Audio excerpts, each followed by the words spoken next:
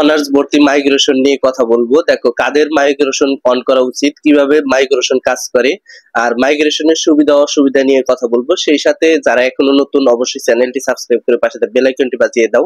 যারা ফেসবুক পেজটি দেখতেছো অবশ্যই ফলো দিয়ে লাইক দিবা, কারণ একটি লাইক আমাকে নতুন আপডেট দিতে উৎসাহিত করে। তো শুরু করা যাক। দেখো কারা মাইগ্রেশন অন করতে পারবে। এখন যারা প্রথম মেধা তালিকায় চান্স পাবে তারা কিন্তু মাইগ্রেশন অন করে রাখতে পারবে। এটা কিন্তু মূল একটা টপিক। আর মাইগ্রেশন কিভাবে কাজ করে, মাইগ্রেশন অন করলে অর্থাৎ তুমি যখন ভর্তি হবা তখন কিন্তু তোমাকে মাইগ্রেশন অন করে রাখতে হবে। সেক্ষেত্রে মাইগ্রেশন অন করলে 5 নাম্বার যেমন সাবজেক্টটা তোমার এসেছে, কেন তুমি মাইগ্রেশন করবা, কারণ হচ্ছে তোমার সাবজেক্টটা পরিবর্তন হওয়ার জন্য। এখন দেখো যে তোমার 5 নাম্বার সাবজেক্টটা এসেছে, তুমি মাইগ্রেশন অন করছো 1 নাম্বার সাবজেক্টের জন্য, যেন 1 নাম্বার সাবজেক্ট আসে। এখন দেখা গেল যে কলেজ কর্তৃপক্ষ তারা চেষ্টা করবে যে 4 3 2 1 এইভাবে কিন্তু সাবজেক্ট গুলা দেওয়ার জন্য, তোমাকে দেওয়ার জন্য মাইগ্রেশন অন করলে। তো মাইগ্রেশন কাদের জন্য কাজ করবে বা কাদের কাজ করবে না, এখন যারা 1 নম্বর সাবজেক্টে চান্স পেয়ে ভর্তি হয়েছো তাদের জন্য। অর্থাৎ 1 নম্বর সাবজেক্ট পাইছো তুমি, কিন্তু সমস্যা নাই, তোমার কিন্তু সমস্যা নাই।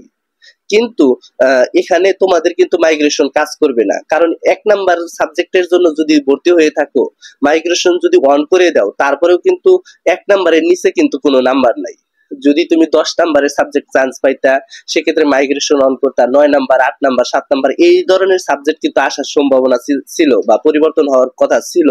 কিন্তু যে ক্ষেত্রে 1 নাম্বার সাবজেক্টই তুমি পেয়ে গেছো, সেক্ষেত্রে মাইগ্রেশন অন করার কি দরকার, কোনো প্রয়োজন নাই।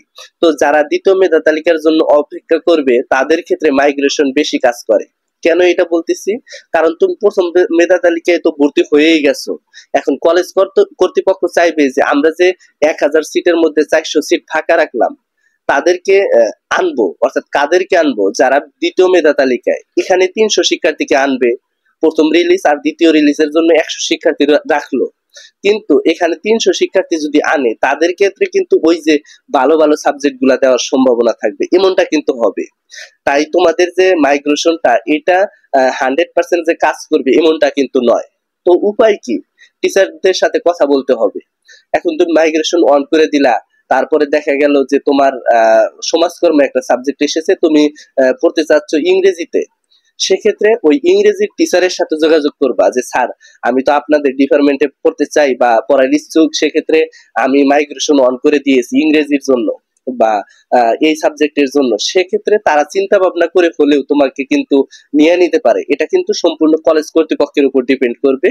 আর অবশ্যই এটা মাইগ্রেশনে সুবিধা আছে, শিক্ষার্থীরা যদি মাইগ্রেশন করে রাখে, দেখা যায় যে পরবর্তীতে তাদের সাবজেক্টটা চেঞ্জ হওয়ার সম্ভাবনা আছে। অনেক শিক্ষার্থী আছে যে তাদের সাবজেক্ট চেঞ্জ হয় না, তাদের যে সাবজেক্ট চয়েস দিয়েছিল সেই সাবজেক্টই কিন্তু আসে না। সেক্ষেত্রে যখন সে ভর্তি হয়, একটা সাবজেক্ট পেলো, 10 নম্বরে একটা সাবজেক্ট পেলো, সেই সাবজেক্টে কিন্তু পড়াশোনা করতে হয়। তাই মাইগ্রেশন বা প্রথম যে মেধা তালিকা আছে, এটা ভর্তি হওয়ার ক্ষেত্রে খুবই তোমরা সেন্সিটিভ বিষয়। এটা ভর্তি হওয়ার ক্ষেত্রে খুবই মনোযোগ দিয়ে কাজ করবা, যেন আমার পরবর্তীতে কোনো সমস্যা না হয়। তো এই ছিল আজকের ভিডিওটা। সামনে কোন আপডেটস অবশ্যই কমেন্ট বক্সে জানাবা। ধন্যবাদ সবাইকে।